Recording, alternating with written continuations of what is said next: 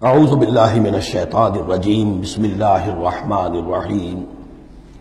اب ایک اور بڑا مسئلہ آ رہا ہے، وَمِنَ النَّاسِ مَن يَقُولُ آمَنَّا بِاللَّهِ، لوگوں میں سے کچھ ایسے بھی ہیں جو کہتے ہیں ہم ایمان لے آئے اللہ پر، اور لاتے بھی ہیں خلوص کے ساتھ، اخلاص کے ساتھ، کوئی جھوٹ نہیں، کوئی فریب نہیں۔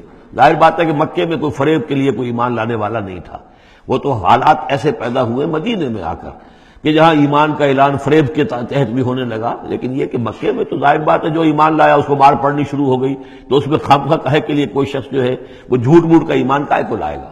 لیکن یہ ضرور ہوتا ہے کہ کچھ لوگ کم ہمت ہوتے ہیں، جیسا کہ میں بارہا آپ سے عرض کر چکا ہوں، کچھ لوگ باہمت ہوتے ہیں، کچھ کم ہمت ہوتے ہیں۔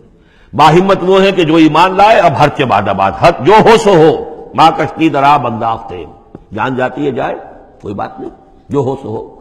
کچھ لوگ ہوتے ہیں جن میں اتنی ہمت نہیں ہوتی، گھبرا اٹھتے ہیں۔ اب ان کو بتایا جا رہا ہے کہ دیکھو اگر تم نے استقامت کا ثبوت اب نہ دیا تو اس میں اس کا نتیجہ کیا نکلے گا، تمہارا کیا انجام ہوگا۔ اب وہ ذرا ہے کہ اس میں ان کے لیے پھر تحدید ہے۔ وَمِنَ النَّاسِ، لوگوں میں سے کچھ ایسے بھی ہیں جو کہتے ہیں مَن يَقُولُ آمَنَّا بِاللَّهِ، ہم اللہ پر ایمان لائے، فَإِذَا أُوذِيَ فِي اللَّهِ، جب اللہ کی راہ میں اللہ کی توحید کو ماننے کی وجہ سے ان کو ایذا پہنچائی جاتی ہے، پرسیکیوٹ کیا جاتا ہے، انہیں ٹارچر کیا جاتا ہے، جعل فتنة الناس كعذاب اللہ، تو وہ لوگوں کی طرف سے ڈالی ہوئی فتنے کو، آزمائش کو، یہ ایسے اس سے گھبرا اٹھتے ہیں جیسے اللہ کے عذاب سے گھبرانا چاہیے۔ کم ہمتی ہے۔ وَلَئِن جَاءَ نَصْرٌ مِّن رَّبِّكَ، اور اے نبی اگر آپ کے رب کی طرف سے مدد آ جائے، صورتحال تبدیل ہو جائے، فتح آپ کو مل جائے، حالات اچھے ہو جائیں، لَيَقُولُنَّ إِنَّا كُنَّا مَعَكُمْ، اس وقت پھر یہ کہیں گے کہ ہم بھی تو آپ کے ساتھ ہی تھے۔ یہ کردار پہلے بھی آ چکا، سورہ بقرہ میں آ چکا، سورہ حج میں آ چکا۔ وَمِنَ النَّاسِ مَن يَعْبُدُ اللَّهَ عَلَىٰ حَرْفٍ فَإِنْ أَصَابَهُ خَيْرٌ اطْمَأَنَّ بِهِ وَإِنْ أَصَابَتْهُ فِتْنَةٌ انقلب عَلَىٰ وَجْهِهِ خَسِرَ الدُّنْيَا وَالْآخِرَةَ۔ وہی کردار پھر یہاں پر آ گیا ہے۔ کوئی کہا کہ ہم ایمان لے آئے، لیکن جب تکلیف آئی، کوئی مصیبت آئی تو ایسے گھبرا گئے جیسے کہ اللہ کے عذاب سے گھبرانا چاہیے۔ لیکن یہ کہ اس کے بعد اگر نصرت آ جائے تو یہ آپ موجود ہوں گے کہ ہم بھی ساتھی تھے آپ کے۔ اَوَلَيْسَ اللَّهُ بِعَالَمَ بِمَا فِي صُدُورِ الْعَالَمِينَ، تو کیا اللہ بخوبی واقف نہیں ہے اس سے کہ جو لوگوں کے جو تمام جہان والوں کے دلوں کے اندر ہے اور جو ان کے سینوں کے اندر مضمر ہے۔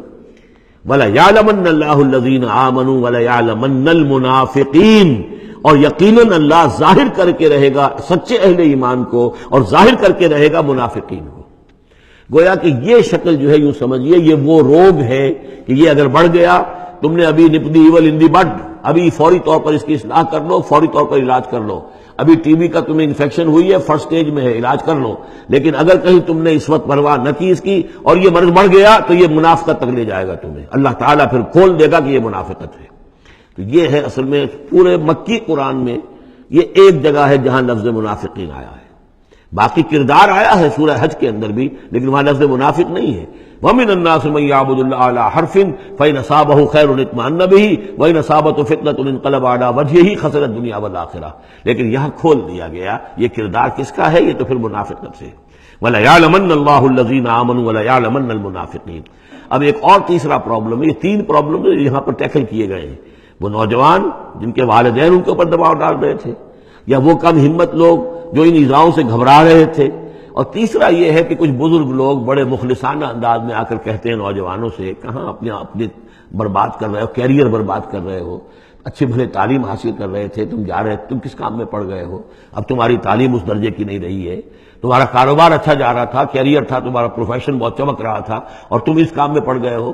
دیکھو یہ تو ایک شخص نے تمہیں ورغلا دیا، دیکھو ہمارے راستے پر چلو، راستہ صحیح یہی ہے، ہم آخر بوڑھے لوگ ہیں، ہمارا تجربہ ہے، ہم نے اپنے بال دھوپ میں سفید نہیں کیے ہیں، ہم تمہیں اپنے تجربے کی وجہ سے کہہ رہے ہیں کہ ہمارے راستے ہی پر چلتے رہو اور کوئی اس کے اندر نقصان نہیں ہوگا، کوئی اللہ کے ہاں پکڑ نہیں ہوگی، اور اچھا اگر اللہ کے ہاں پکڑ ہوئی تو تمہاری طرف سے ہم جواب دہ ہیں، تمہارے گناہوں کا بوجھ ہم اٹھا لیں گے۔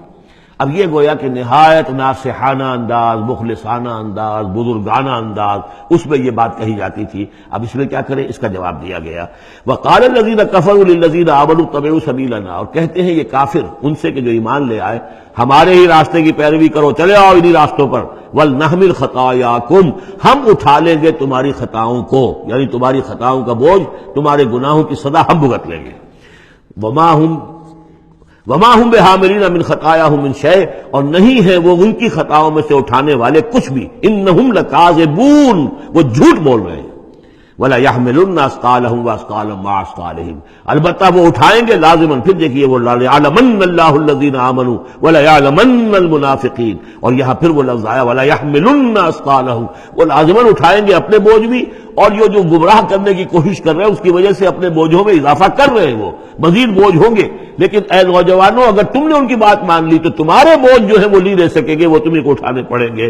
وَلَا يُسْأَلُنَّ يَوْمَ الْقِيَامَةِ عَمَّا كَانُوا يَفْتَرُونَ، اور ان سے لازماً باس پرس ہوگی قیامت کے دن جو افترا وہ کرتے رہے تھے، جو جھوٹ انہوں نے گھڑا تھا کہ ہم تمہارے بوجھ اٹھا لیں گے، جبکہ لا تزر وازرۃ وزر اخرى، قیامت میں کوئی نہیں ہے جان جو کسی دوسرے کا بوجھ اٹھا لے.